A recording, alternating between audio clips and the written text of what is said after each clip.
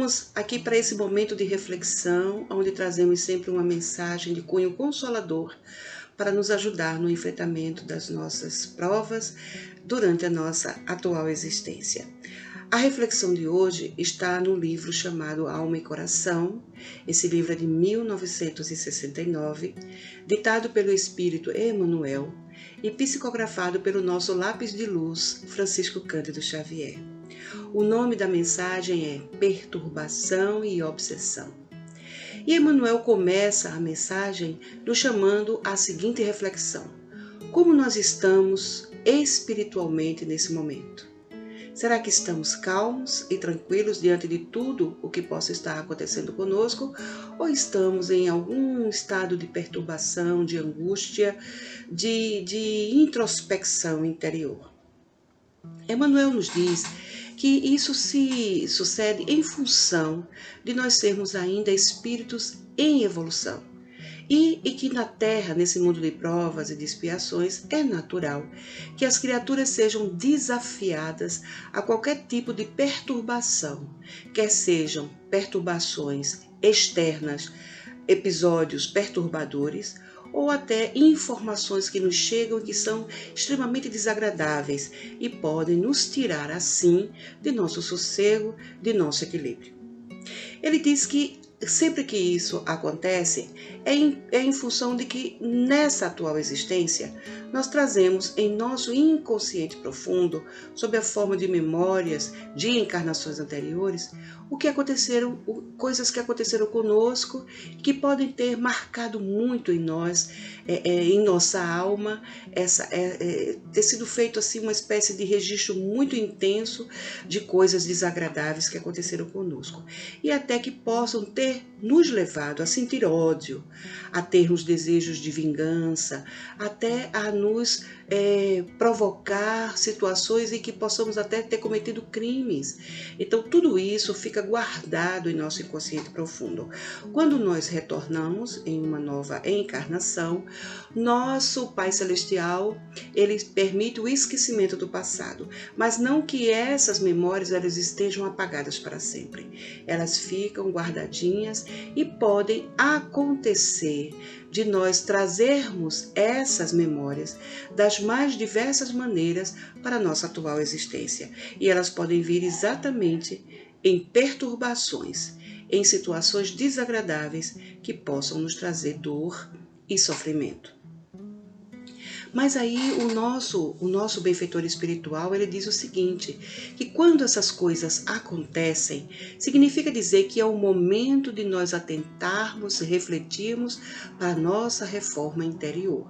Então, na verdade, as perturbações, os acontecimentos desagradáveis, tudo o que acontece ao nosso redor é um convite para a nossa reforma moral e para a nossa reforma espiritual. Não para o nosso desespero, não para o nosso desequilíbrio. Devemos assumir o barco de nossos pensamentos. Ele usa essa expressão para que nós possamos, assim, na maré das provações, com o auxílio da prece, vencermos toda e qualquer situação desagradável. Sem esquecer que nós contamos com o auxílio de benfeitores espirituais, nossos espíritos amigos, simpáticos, familiares e principalmente de nosso anjo guardião, que é aquele espírito que Deus, nosso Pai Celestial, amoroso e bom, colocou ao lado de cada criatura na Terra, para que ela possa vivenciar momentos que são necessários na sua atual existência, dados os compromissos assumidos antes da encarnação, e também auxiliar a outros que possam precisar do nosso concurso, da nossa ajuda, da nossa solidariedade.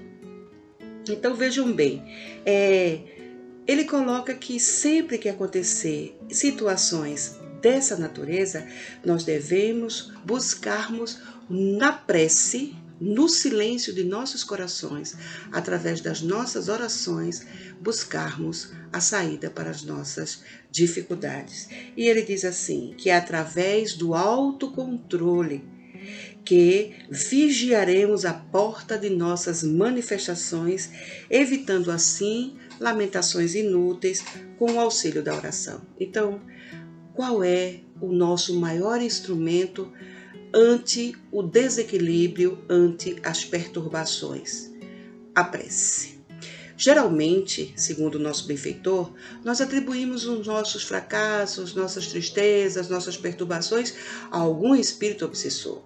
Partimos logo para essa questão de que podemos estar obsidiados. Recorremos ao centro espírita, solicitamos lá o passe, solicitamos lá o tratamento espiritual para nos livrarmos daquele pretenso obsessor. Mas Emmanuel diz o seguinte, que na maioria das vezes não há obsessor nenhum, que reside em nós, na verdade, a causa de todos esses episódios desagradáveis que possam estar acontecendo em nossa vida. Então, para concluir, o nosso benfeitor nos aconselha a fazermos sempre um trabalho de autoimunização diariamente. O que isso significa? Ele nos convida à vigilância constante. Vigiai e orai. Então, vigilância e oração, para que nós possamos, assim, ficarmos imunes a determinadas coisas que podem nos trazer ao desequilíbrio, ao desajuste, e assim podemos até resvalar em episódios difíceis, como o caso da depressão, da ansiedade, da síndrome do pânico, dos transtornos mentais de qualquer natureza. E ele diz o seguinte, que sempre encontraremos pessoas perturbadas, tanto aqui na Terra, no nosso convívio diário, quanto no mundo espiritual, também no nosso convívio diário. Porque, segundo a questão número 459 de O Livro dos Espíritos, Allan Kardec recebeu como resposta dos espíritos superiores, que os espíritos podem nos influenciar, influenciar nossos pensamentos e nossos atos, e que de ordinário eles podem até nos dirigir à existência.